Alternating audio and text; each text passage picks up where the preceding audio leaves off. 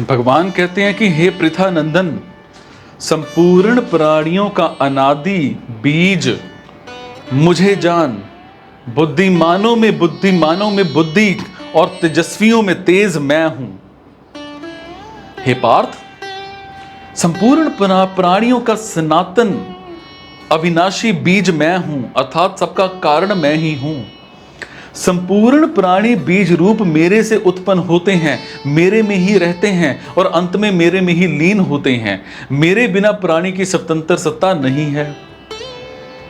जितने बीज होते हैं वो सब वृक्ष से उत्पन्न होते हैं और वृक्ष पैदा करके नष्ट हो जाते हैं, परंतु यहां जिस बीज का वर्णन है वो बीज सनातन है, अर्थात आदि अंत से रहित, अनादि और अनंत है। इसी को 9वें अध्याय के 18वें श्लोक में अव्यय बीज कहा गया है। ये चेतन तत्व अव्यय अर्थात अविनाशी है। ये स्वयं विकार रहित रहते हुए ही संपूर्ण जगत का उत्पादक, आश्रय और प्रकाशक है और जगत का कारण है। गीता में बीज शब्द कहीं भगवान और कहीं जीवात्मा दोनों के लिए आया है। यहां जो बीज शब्द आया है वो भगवान का वाचक है, क्योंकि यहां कारण रूप से विभूतियों का वर्णन है और 10वें अध्याय के 39वें श्लोक में विभूति रूप से आया बीज शब्द भी भगवान का ही वाचक है, क्योंकि वहां उनको संपूर्ण प्राणियों का कारण कहा गया है। अब 9वें अध्याय के 18वें श्लोक में बीज शब्द भगवान के लिए आया है, क्योंकि उसी अध्याय के 19वें श्लोक में कहा गया है कि कार्य और कारण सब मैं ही हूं। सब कुछ कहा गया है, सब कुछ भगवान ही होने से मतलब बीज शब्द का भगवान का वाचक है। मैं बीज प्रदान करने वाला हूं, ऐसा होने से वहां बीज शब्द जीवात्मा का वाचक है।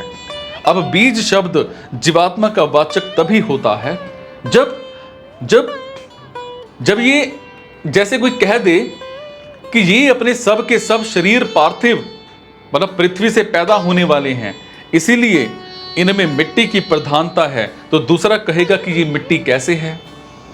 अब मिट्टी से तो हाथ धोते हैं, मिट्टी तो रेता होती है, सो ये शरीर मिट्टी नहीं है। इस तरह से शरीर मिट्टी होता हुआ भी उसमें मिट्टी नहीं दिखता, परंतु ये जितना संसार दिखता है इसको जलाकर राख कर दिया जाए तो अंत में एक मिट्टी हो ही जाता है। विचार करें कि इन शरीरों के मूल में क्या है। मां बाप में जो रज वीर्य रूप अंश होता है जिससे शरीर बनता है, वो अंश अन्न से पैदा होता है, अन्न मिट्टी से पैदा होता है। सो ये शरीर मिट्टी से ही पैदा होते हैं और अंत में मिट्टी में ही लीन हो जाते हैं। अंत में शरीर की 3 गतियां होती हैं, चाहे जमीन में गाड़ दिया जाए, चाहे जला दिया जाए, चाहे पशु पक्षी खा जाएं, तीनों ही उपायों से वो अंत में मिट्टी हो जाता है। इस तरह से पहले और आखिर में मिट्टी होने से बीच में भी शरीर या संसार मिट्टी ही है, परंतु बीच में ये संसार, ये शरीर या संसार देखने में मिट्टी नहीं दिखता। विचार करने से ही मिट्टी दिखता है और आंखों से नहीं। इसी तरह से ये संसार विचार करने से परमात्म स्वरूप दिखता है। विचार करें तो जब भगवान ने ये संसार रचा तो कहीं से कोई सामान नहीं मंगवाया जिससे संसार को बनाया हो, और बनाने वाला भी दूसरा नहीं हुआ है। भगवान आप ही संसार को बनाने वाले हैं और आप ही संसार बन गए। शरीरों की रचना करके आप ही उनमें प्रविष्ट हो गए। इन शरीरों में जीव रूप से भी जो भी वो परमात्मा है, सो ये संसार भी परमात्मा का स्वरूप है।